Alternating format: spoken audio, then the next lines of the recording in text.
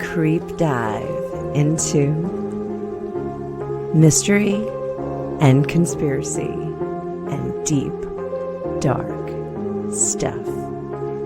Let's dive. 3, 2, 1.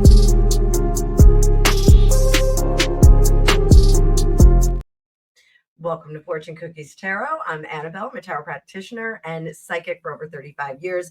In this video, we're dipping into some true crime. We're going to be talking about Vance Luther Boelter, the Minnesota assassin who went after the state's lawmakers. So this is going to be some trickier information.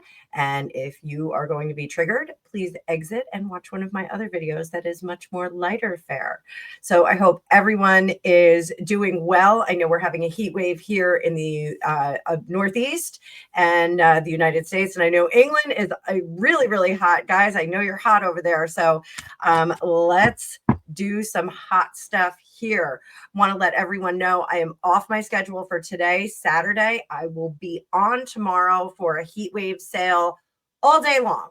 So Sunday is usually a day that I am not working, but I am going to park myself over at my parents' pool, and I am going to be on a remote location working with you guys. So my background will look a little bit different. I will still be in a bathing suit, and we will have some fun with it. So getting back to more serious things, what would you do if someone's rage against you went from online posts and snarky comments to crossing state lines, breaking into your home, disguised as a police officer, and pulling the trigger?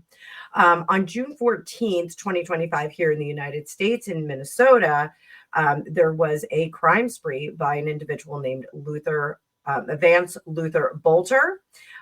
He did unfortunately assassinate State Representative Melissa Hortman and her husband, and also their golden retriever died. They left behind some young children.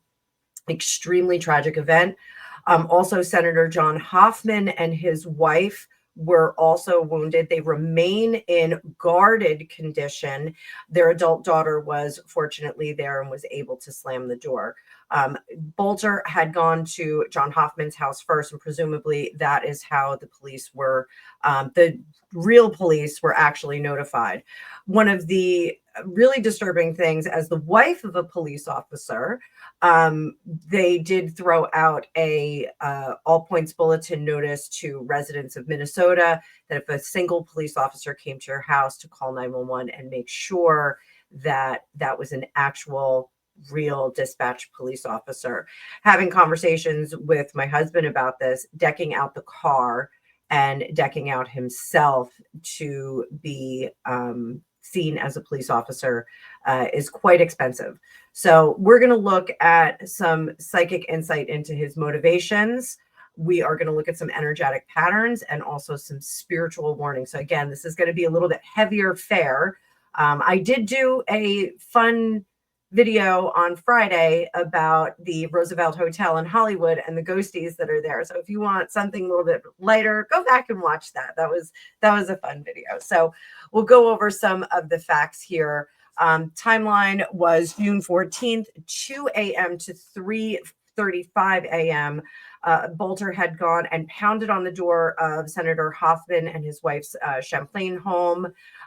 There were 8 and 9 shots fired at them. Both have survived, but again, I'm saying that they are in guarded condition. Their adult daughter was in the home with them as well, and she was able to slam the door and call 911. From there, Boelter went to Brooklyn Park and shot Minnesota House Speaker Emerita, Melissa Hortman, and her husband, Mark, and they unfortunately were both killed. Their dog was also injured, a golden retriever, and was subsequently had to be euthanized because of the extent of the injuries, leaving their children parentless, and they also had to make the decision to put their dog down. So truly, truly awful. They did find evidence that Boelter had also stalked 2 other lawmakers' homes, Representative Boehner and Senator Rest. So this was not just a single event. It really was quite significant. The perpetrator wore police-styled SUV body armor, silicone mask that was the guy from Breaking Bad. I didn't watch Breaking Bad, even though it's the best series on television that I've never watched. He had a badge and a pistol. So the manhunt lasted for 43 hours. It was the largest and longest manhunt in, or I'm sorry, not the longest, but the largest manhunt in Minnesota history. He was caught in the woods near Green Isle. There was discovered in the vehicle a manifesto and a hit list naming 70 public figures. These were people that provided pregnancy care, like removal of pregnancy care, Democrats, and also elected officials. He was absolutely politically motivated. He was anti alternate pregnancy care. I can't say it. He had allegedly far-right Christian beliefs and some mental health issues. He also claimed in this rambling letter that Governor Tim Walz, former vice president candidate, had ordered these hits in his rambling letter. The pistol he had a pistol, an AK style firearm, tactical gear. These things were also stashed in his family's possession. So let's get into the cards and the energetics. Again, I do want to give a trigger warning if you guys are sensitive to this kind of information. So please, please, please, self-care, take care of yourselves, and you can watch another one of my videos if you want. It's okay. Not going to be upset. And I'm just going to fix my screens here and bring this over nice and big for you so you guys can see it. In fact, I'm going to make it all the way big for you guys so you can see the whole page. So question number one, what drove Boelter to cross the line? We're going to be using the Radiant Rider Waite today. This is the standard deck. It's just a little bit brighter so you can see more detail. What drove him? So inspiration. All right. So the inspiration of being the one who can solve this dilemma in the world, the one, the only. Recognition is often sought when we get the Ace of Wands. The job is there. No one's taking it. So I'm going to rush in with my sword and well, in this case, a wand, with my wand and take care of the problem. Here, there is this reminiscent feeling, and I think of getting the attention on his perspective. So much like, you know, some of our other fascinators, John Lennon's fascinator and the attempted fascinator in the Ronald Reagan shooting, he was looking to underscore his beliefs so that more people would kind of come over to his way of thinking. This was really, he was trying to motivate others to come to like a come to Jesus moment. You know, you have to understand he was going to shake up the status quo. So was it personal or ideological?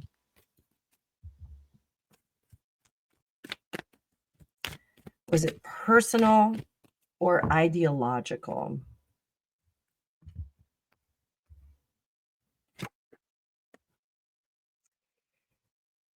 I do think that this was personal, and I do think that this indicates heavy mental disorder. Yeah, mental disorder here. Taking the teachings, if he was a far right Christian, taking the teachings of the Christian church too far, and not listening to the other lessons and morals of Christianity. So we have that. Now, were there any warning signals? Did we have any warning signals about this dude?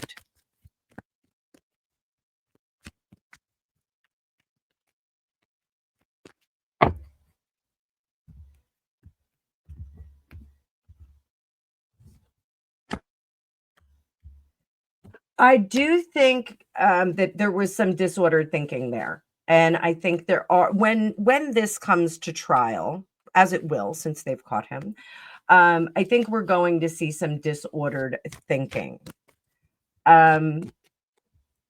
Just for fun, not that this is fun, but was there any influence from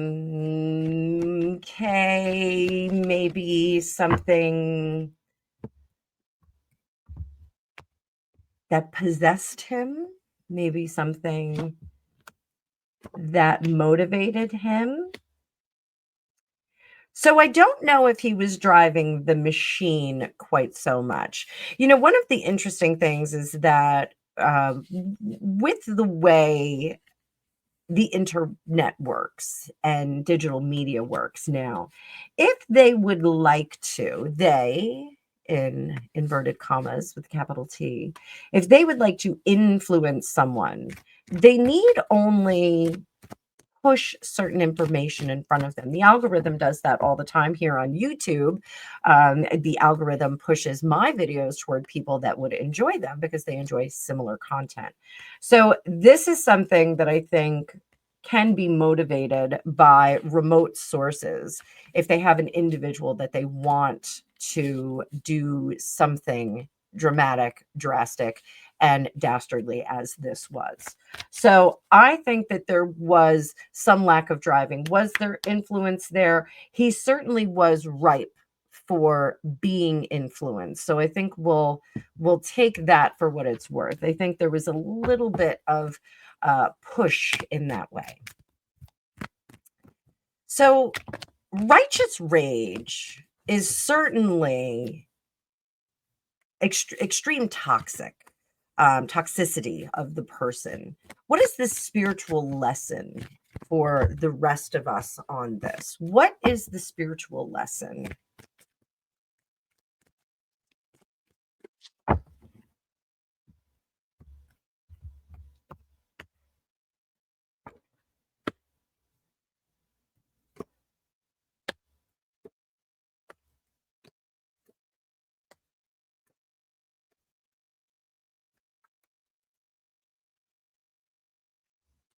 So the spiritual lesson here, foundation set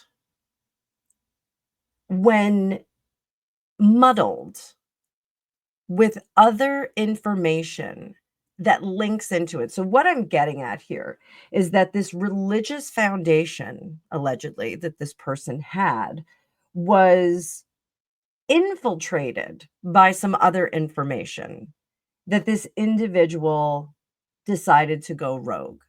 And his truth became extremely convoluted, too much for him to bear. And he saw only one way out of this situation, only one way to lead the masses to a better place. This was a rogue situation that he was trying to inspire others. So quickly, a message for public figures and seekers. Your protection should be multi-layered. It should be energetic, emotional, practical, legal. You should have all of those layers of protection in place for yourself at all time if you're a public figure.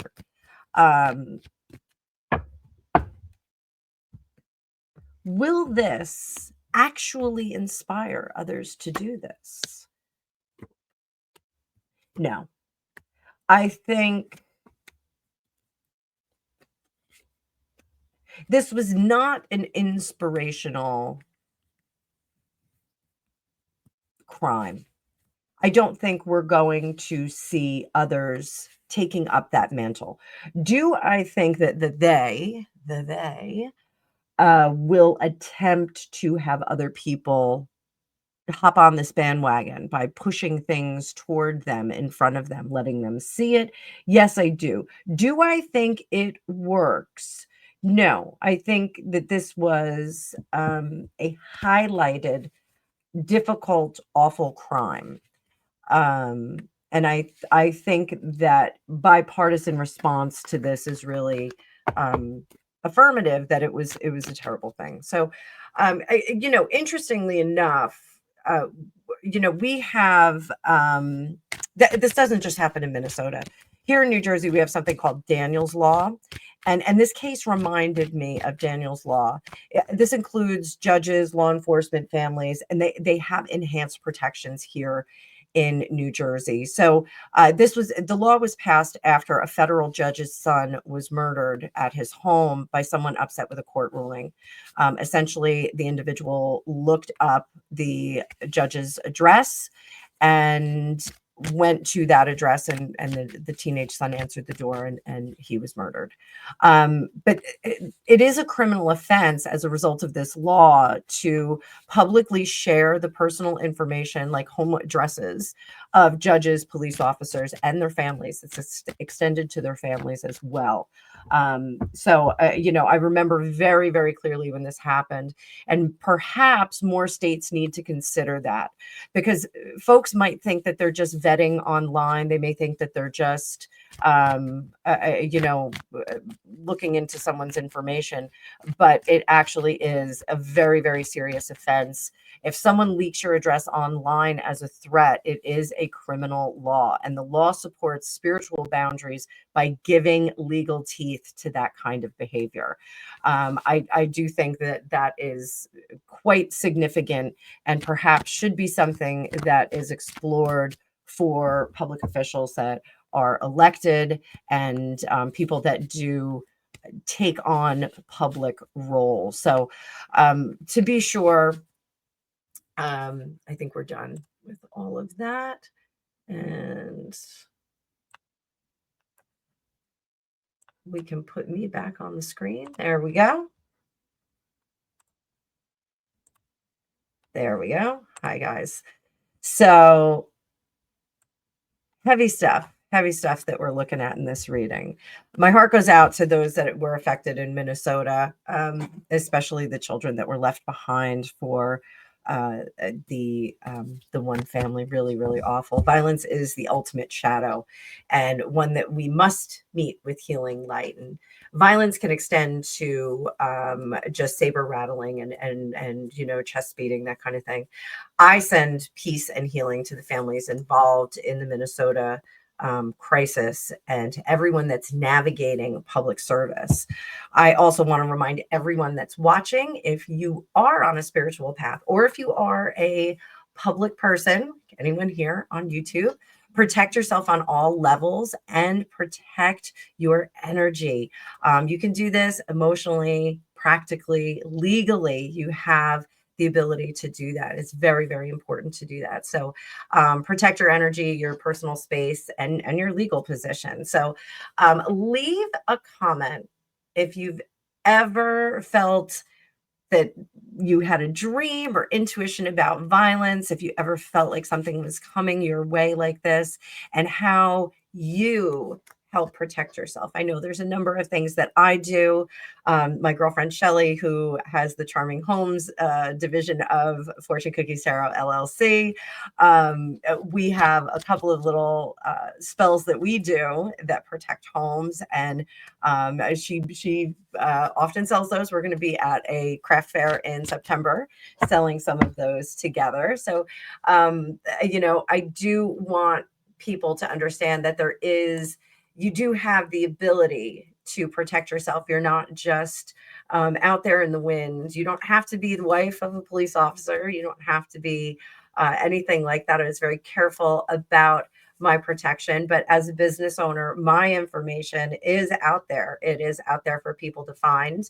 And my wish and the things that I do to put protections around myself are both practical and energetic. So let me know what you think down in the comments. Let me know what you think about Vance Luther Boelter, and we'll have some lighter fare tomorrow. I will, if I'm not booked end to end tomorrow, I will do some lives from my parents' poolside while we're out in 100-degree weather. I'm hearing reports that it's going to be up to 100. The real feel is going to be up to 107. So I definitely want to get a little bit closer to the coast and enjoy some of that temperature reduction as we get there. So thank you so much for watching. Again, all prayers to Minnesota and anyone that is experiencing this kind of behavior from others. So I wish you well. Have a great day.